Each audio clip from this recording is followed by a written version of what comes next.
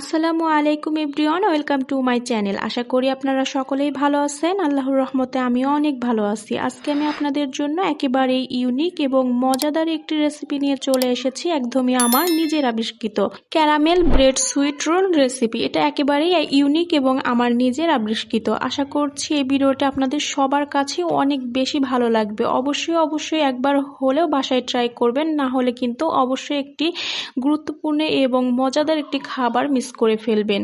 আর যদি ভিডিওটি ভালো লাগে অবশ্যই আপনার ওই সুন্দর হাতের সুন্দর আঙ্গুলটি দিয়ে আমার চ্যানেলটিকে সাবস্ক্রাইব করে দিবেন এবং ভিডিওতে একটি লাইক দিয়ে প্লিজ আমার পাশেই থাকবেন। তো চলুন আমার নিজের বানানো এই ব্রেড রোল রেসিপিটি আপনাদের সাথে শেয়ার করি।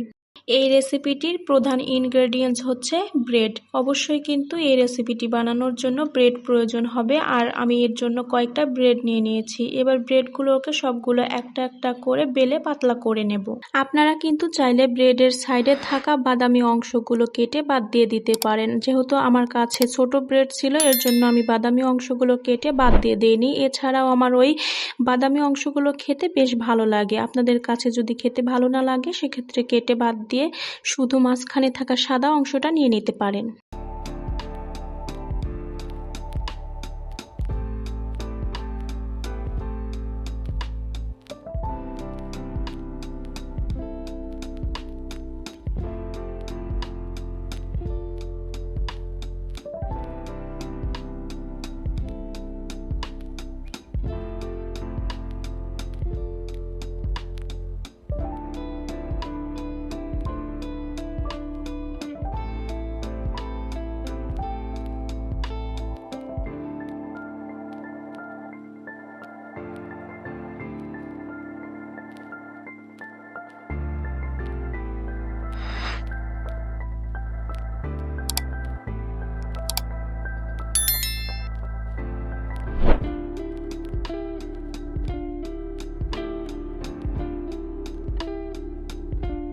আমি সবগুলো ব্রেডই কিন্তু বেলে পাতলা করে নিয়েছি, দেখতেই পাচ্ছেন। এবার এই ব্রেডগুলোকে সাইডে রেখে দেব। ব্রেডের ভিতরে দেওয়ার জন্য পুর তৈরি করে নেব।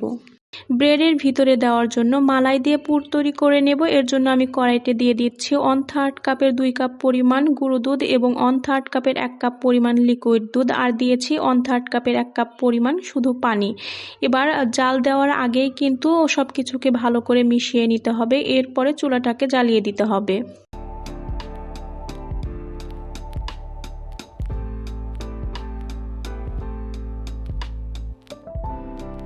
সবকিছুকে ভালো করে মিশিয়ে নিয়ে দিয়ে দিচ্ছি 2 টেবিল চামচ পরিমাণ চিনি। আবারও ভালো করে মিশিয়ে নিয়ে তারপরে জাল দিয়ে দেব। অবশ্যই কিন্তু চিনি দেওয়ার সময় একটু ভেবে চিন্তে দিতে হবে, কারণ যেহেতু আমরা সুগার সিরাপ দিয়ে ব্রেডটাকে কোট করব, এর জন্য অবশ্যই কিন্তু মালাই তৈরির সময় একটু চিনিটা কম দিতে হবে।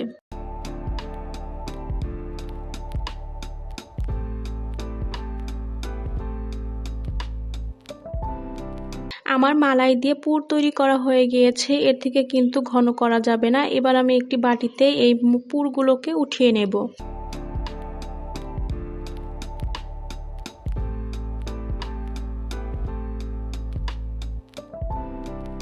মালাই পুর তৈরি করা হয়ে গেলে এবার ক্যারামেল দিয়ে সুগার সিরাপ তৈরি করে নেব। এর জন্য আমি 1/3 কাপের 1 কাপ পরিমাণ চিনি কড়াইতে দিয়ে দিয়েছি। চিনিটাকে এবার ক্যারামেল করে নিতে হবে, যেন পুড়ে না যায় খেয়াল রাখতে হবে। ব্যাস শুধু চিনিটা গলে ক্যারামেল হয়ে গেলে এর মধ্যে দিয়ে দেব আমি পানি। চিনি গলে ক্যারামেল হয়ে গেলে এর মধ্যে অ্যাড করে দেব 1/3 কাপের 2 কাপ পরিমাণ পানি। আমি এখানে পানির সাথে জর্দার ফুড কালার কিছুটা মিক্স করে দিয়েছি কালারটা ভালো আসার জন্য। ক্যারামেলের মধ্যে পানি ঢেলে দেওয়ার সাথে সাথে কিন্তু ক্যারামেল শক্ত হয়ে যাবে, এতে ভয় পাওয়ার কোনো কারণ নেই। কিছুক্ষণ পরে ক্যারামেল এমনিতেই পানির সাথে মিশে যাবে। যখন মিশে সুগার সিরাপ তৈরি হয়ে যাবে, কিছুক্ষণ জাল দিয়ে নিয়ে একটি বাটিতে নামিয়ে নেব।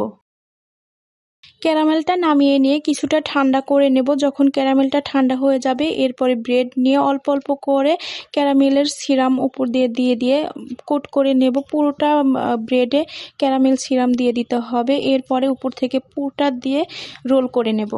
জানি না আপনারা আমার কথা বিশ্বাস করবেন কিনা, ট্রাস্ট মি, এই রেসিপিটা খেতে যে এত মজা হয় সেটা আপনারা একবার বাসায় ট্রাই না করলে বুঝতে পারবেন না। এত সহজ এবং এত মজার একটি রেসিপি যখন খাবেন তখন বুঝতে পারবেন। অবশ্যই একবার হলেও বাসায় ট্রাই করবেন, কারণ এটা কোনো প্রকার ঝামেলা নেই, একদম ঝামেলাহীন একটি রেসিপি দেখেই বুঝতে পেরেছেন। খুবই সহজ এবং খুবই ইজি এবং মজাদার একটি রেসিপি, নো ফেল রেসিপি। এই রেসিপিটি ফেল হওয়ার কোনো প্রকার কারণ নেই। কেউ এই রেসিপিতে ফেল করবে না, যে কেউ কিন্তু এই রেসিপি তৈরি করে মজা নিতে পারবে। দারুণ মজার একটি রেসিপি, অবশ্যই বাসায় একবার ট্রাই করবেন। আমার বিশ্বাস যে এই রেসিপিটি বাসায় ট্রাই করলো না, সে অনেক বড় একটা মজাদার খাবার মিস করলো, এটা আমার বিশ্বাস। কারণ এটা আমি খেয়েছি, আমি তৈরি করেছি, আমি জানি এটা কতটা সহজ এবং কত বেশি মজার। অনেক রেসিপি আছে যেগুলো খেতে মজার হলেও কিন্তু অনেক সময় আমরা নতুনরা বানাতে পারি না, ফেল হয়ে যায় আমরা রেসিপিতে। কিন্তু এই রেসিপি এত বেশি সহজ যে ফেল হওয়ার কোনো কারণ নেই, কোনো ঝামেলা নেই। কারণ ব্রেড বাজার থেকে কিনে এনেই কিন্তু এই রেসিপি তৈরি করতে পারবেন। কেউ যদি এই রেসিপিটি ট্রাই করে থাকেন তাহলে কিন্তু আমাকে কমেন্ট করে জানিয়ে যাবেন খেতে কেমন হয়েছিল। কারণ আপনারা কমেন্ট করলে না আমাদের অনেক বেশি ভালো লাগে এবং ভিডিও বানাতে অনেক বেশি মোটিভেট হয়। আপনাদের কথা শুনতে এবং কমেন্ট পড়তে আমাদের অনেক বেশি ভালো লাগে।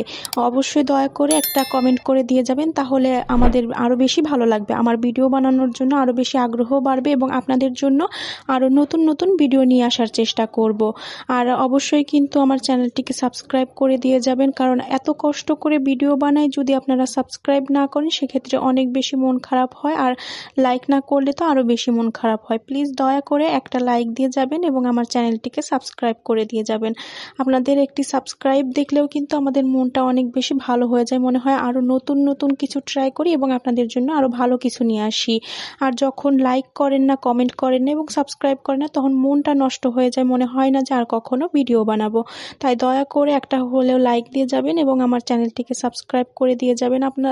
আমার বিশ্বাস যে আপনারা অনেক ভালো এবং আমার চ্যানেলটিকে সাবস্ক্রাইব করে দিয়ে যাবেন। আমার অনেক রিলেটিভ আছে, আমার আপন ব্যক্তিরাই, যারা আমাকে বলে যে আমি কেন ভিডিও বানাচ্ছি, আমার ভিডিও কেউ দেখছে না, লাইক করছে না। তবুও আমি তাদেরকে বলি যে আমার চ্যানেলে যে একটা দুইটা লাইক আসে, একটা দুইটা সাবস্ক্রাইব আসে, ওই একটা দুইটা লাইক, একটা দুইটা সাবস্ক্রাইবের জন্যই কিন্তু আমি ভিডিওগুলো তৈরি করি। এতেই আমার অনেক বেশি ভালো লাগে।